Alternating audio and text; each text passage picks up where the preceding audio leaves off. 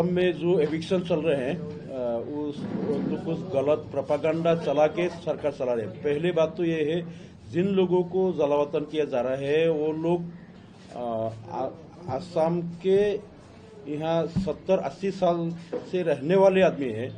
लेकिन सरकार जब एविक्शन करते हैं तो ऐसा उनका ये कहा होता है कि अतिक्रमण करने वाले संदेहयुक्त यानी डाउटफुल है।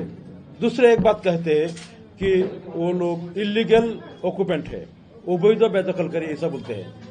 और तीसरा बोलते हैं कि उन लोगों कुछ दिन पहले यहाँ अचानक यहाँ आ गया, आके यहाँ बसत करने शुरू किया। लेकिन हमारा एक नजरिया में ये बात स्पष्ट है, बहुत सारे अक्सर लोग जहाँ एविक्शन हो रहे हैं, अक्सर लोग तो वहाँ 1940-45 यानी इससे से पहले से वहाँ बसत कर रहे हैं।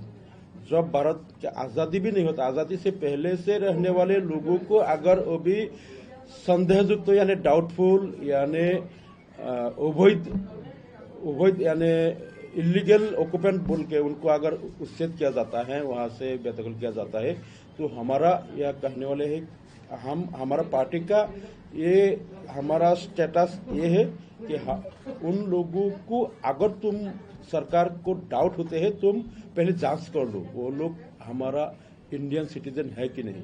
अगर इंडियन सिटीजन है तो उनसे एक बर्ताव करो। अगर वहाँ कोई भी विदेशी यानी बांग्लादेशी यानी फॉरेनर्स अगर यहाँ कोई है तो उनको तुम पकड़ के आसाम से उसको डिपोर्ट करो। अगर तुम्हारे पास मशीनरीज है, तुम्हारे पास अफसर्स है, ऑल डिपार्टमेंट्स है, तुम डिपार्टमेंट के लोग को इस्तेमाल करके पहले जांच कर लो ये लोग हिंदुस्तानी या इंडियन है या नहीं। तुम लोग साल भर तुम लोग यही बोलते रहते हो कि ये लोग डाउटफुल है, संदेहजनक है, डाउटफुल है। तुम्हारा अगर डाउट है तुम जांच क्यों नहीं करते हो? हमारा एक बात है। तो आसाम के लोगों को हम एक मैसेज देना चाहते हैं कि ये सरकार का एक झूठा प्रोपेगेंडा है। कोई भी लोग डाउटफुल नहीं है, कोई भी बाहर के लोग नहीं, हर एक इंडियन है और वो आज़ादी से पहले से यहाँ रहते हैं। 70-80 साल से वहाँ वो लोग वो जो इलाका है सरकारी भूमि में हो या कोई बाहरी भूमि हो, लेकिन आज़ादी से पहले से वो लोग बसत कर रहे हैं। लेकिन वहाँ जब वसुंधरा के बात होते हैं, वसुंधरा 1, 2 और 3, उसी इलाका का जो गैर मुस्लिम है उनको वहाँ जमीन का हक दिया जाता है, पट्टा दिया जा रहा है। और जो लोग मुसलमान हैं उनको अतिक्रमण करने वाले यानी अवैध घुसपैठी बोल के उनको जमीन का पट्टा नहीं दे रहे हैं। तो ये जो डिस्क्रिमिनेशन है हम इसके खिलाफ है और हम आवाज उठाते हैं कि सरकार इस तरह का रवैया बंद करे और हिंदू, मुस्लिम, ट्राइबल, सिख, ईसाई हर एक समुदाय को एक ही नजर में देखे। और अगर वसुंधरा में जमीन का हक देने वाला है तो सभी को दो। अगर वहां से किसी को जलावतन करना है तो सभी के साथ एक ही बर्ताव किया जाए। तो हम इसका खिलाफ है कि गैर कानूनी तौर से किसी के अवैध घुसपैठिया बोल के तुम लोग जुल्म बंद करो, ये हमारा दवा है। तो सरकारी भूमि में बसने वाले जो लोग गैर मुस्लिम थे, वसुंधरा के जरिए ऐसे लाखों लोगों को जमीन का पट्टा दिया जा रहा है। उन लोगों को घुसपैठिया, अवैध अतिक्रमणकारी नहीं बोला जा रहा है। तो एक ही मुसलमान को क्यों ऐसे बोला जा रहा है कि ये लोग अतिक्रमणकारी है, अवैध है? अवैध अगर वो लोग वैध है तो मुसलमान अवैध क्यों है? हमारा एक ही सवाल है।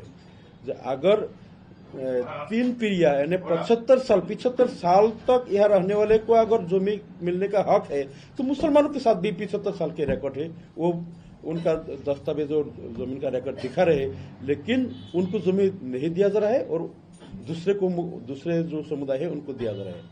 तो इस तरह का जो डिस्क्रिमिनेशन हम इसके खिलाफ है। देखिए, आसाम में लॉन्ग टाइम से इनह्यूमन इवेक्शन चल रहा है, इवेक्शन ड्राइव। बुलडोजर का जो प्रयोग आसाम में हेमंत बिश्व शर्मा साहब योगी आदित्यनाथ से सीख के उन्होंने आसाम में भी वही प्रयोग कर रहा है। दुर्भाग्य है ये हमारे लिए कि Assamese people Indian citizen bona fide Indian citizen होने के बावजूद जिनके पास लैंड नहीं है, गरीब है, लैंडलेस लोग कहाँ रहेंगे, वो तो किसी सरकारी जमीन पे रहेंगे। लेकिन चुन चुन के एक कम्युनिटी के लोगों को, मुसलमान को टारगेट बना के चुन चुन के उन पे इवेक्शन किया जा रहा है। हालांकि सरकारी जमीन पे दूसरे कम्युनिटी के लोग भी हैं।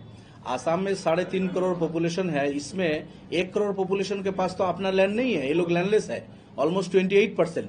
तो 28% जो 1 करोड़ लोगों के पास लैंड नहीं है, सब मुसलमान नहीं है, इसमें तो हर कास्ट कम्युनिटी के लोग हैं। लेकिन दुर्भाग्य ये है, जहां भी मुसलमान, गरीब, लैंडलेस लोग, इरोटेड लोग जो सरकारी जमीन पे बसे हुए हैं, कोई 30, 40, 50, 60 साल से रह रहे हैं, उनको चुन चुन के टारगेट बनाया जा रहा है, उनको उनके घर को बुलडोज किया जा रहा है और उनको रोड पे लाके छोड़ दिया जा रहा है। और ये दुर्भाग्य है, हम इसका विरोध बार बार किया है। लास्ट असेंबली सेशन जो है उसमें भी हमने सरकार से मांग किया था कि लैंडलेस लोगों को आप लैंड अलॉट कीजिए और ये इवेक्शन बंद कीजिए। ये जो अमानवीय इवेक्शन है, उच्छेद है, इसको अब बंद कीजिए। लोगों को पहले रिहेबिलिटेशन का बंदोबस्त कीजिए, उसके बाद अगर सरकारी जमीन को खाली करना है आप करें, उसके बाद अगर फॉरेस्ट को खाली करना है आप करें, हमें कोई आपत्ति नहीं है। लेकिन दुर्भाग्य ये है कि कुछ लोगों को वहां रहने दे रहे हैं, लेकिन चुन चुन के एक कम्युनिटी को टारगेट बना के उनको बुलडोज किया जा रहा है, उनको वहां से इवेक्ट किया जा रहा है। हम इसको विरोध कर रहे हैं। कई केसेस चल रहा है हाई कोर्ट, सुप्रीम कोर्ट में।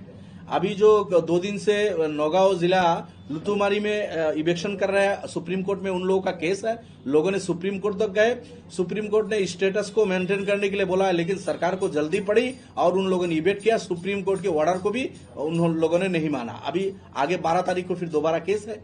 तो इस तरह अभी हमारा फाइनल बात यही है, मुख्यमंत्री से आह्वान है कि अभी सर्दी का मौसम शुरू हो गया।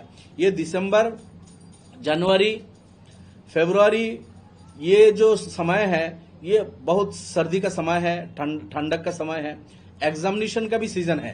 अब बच्चों का स्कूल का एग्जाम शुरू हो जाएगा, 10th का एग्जाम शुरू होगा, 12th का एग्जाम शुरू होगा, कॉलेज यूनिवर्सिटी में सेमेस्टर का एग्जाम शुरू होगा। इन इलाके में रहने वाले जो बच्चे स्कूल जाते हैं, अगर इनको इवेक्ट करके आप रोड के भिखारी बना दोगे तो इनका स्कूल जाना बंद होगा। राइट टू एजुकेशन आप छीन रहे हैं, इनको जिंदा रहने का हक आप छीन रहे हैं।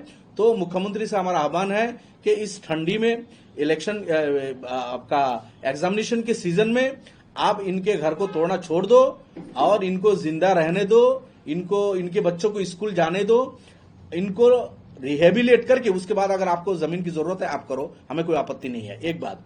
दूसरी बात यह है, असम में एसआर का काम चल रहा है, स्पेशल डिवीजन का काम। भारत के कई स्टेट में एसआईआर का काम चल रहा है। अब हम लोगों ने देखा है कि एसआईआर का काम चल रहा है, ऊपर तो यह है कि वोटर लिस्ट के रिवीजन होगा, लेकिन अंदर से लग ही रहा है कि 2 नंबरी टूरिस्ट वोटर किसी इलाके से लाके उसमें वोटर लिस्ट में उनका नाम इंक्लूड किया जा रहा है और जेन्युइन वोटर्स का नाम काटा जा रहा है। ये सब कई स्टेट में इसका तथ्य खुल के बाहर आ गया। तो हम यही मांग करते हैं, इलेक्शन कमिश्नर ऑफ इंडिया, हमारा आसाम स्टेट इलेक्शन कमीशन, और सबसे हमारी यही मांग है, एक भी जेन्युइन इंडियन सिटीजन का नाम वोटर लिस्ट से नहीं कटना चाहिए। और 2 नंबरी वोटर्स, जो टूरिस्ट वोटर है दूसरे जगह से आएगा, आके 2 दिन पहले वोटर लिस्ट में नाम उठा के वोट डाल के फिर चला जाएगा, इस तरह 2 नंबरी वोटर्स का नाम भी वोटर लिस्ट में इंक्लूड नहीं होना चाहिए। और जेन्युइन इंडियन सिटीजन जो वोटर लिस्ट में ऑलरेडी नाम है किसी गांव में, टाउन में, उनका नाम नहीं कटना चाहिए। इसको निश्चित करना इलेक्शन कमिश्नर की जिम्मेदारी है। और मैं आह्वान करूंगा हर पॉलिटिकल पार्टीज को कि वो नजर रखे, हर पढ़े लिखे युवा को कि वो नजर रखे, इस तरह 2 नंबरी कुछ काम ना हो पाए। अगर ये होगा तो इलेक्शन का कोई मतलब नहीं रहेगा, डेमोक्रेसी का गला घोटा जाएगा, इस पर ख्याल रखे।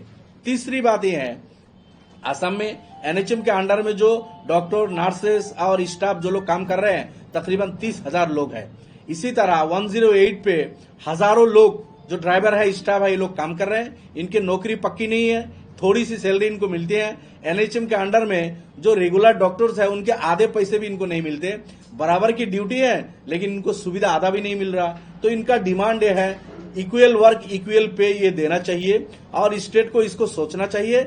लेकिन दुर्भाग्य है, कल एक नोटिफिकेशन निकाल दिया, इनके 7 दिन और 3 दिन का सैलरी को कर्तन करने का एक ऑर्डर निकाल दिया। ये सही नहीं है, मुख्यमंत्री समझ नहीं पा रहे। अगर ये लोग इस तरह आंदोलन को आगे ले जाएंगे तो पेशेंट जो है, मरीज है, बीमार है, वो और उनकी परेशानी बढ़ जाएगी, सरकारी अस्पताल का ठप पड़ जाएगा, सिस्टम बर्बाद हो जाएगा और मरीज जो है चिकित्सा के बगैर मरने लगेंगे। इसीलिए सरकार सीरियसली इस मैटर को ले ले और इनके साथ नेगोशिएशन करके इनके समस्या को समाधान करने की कोशिश करे।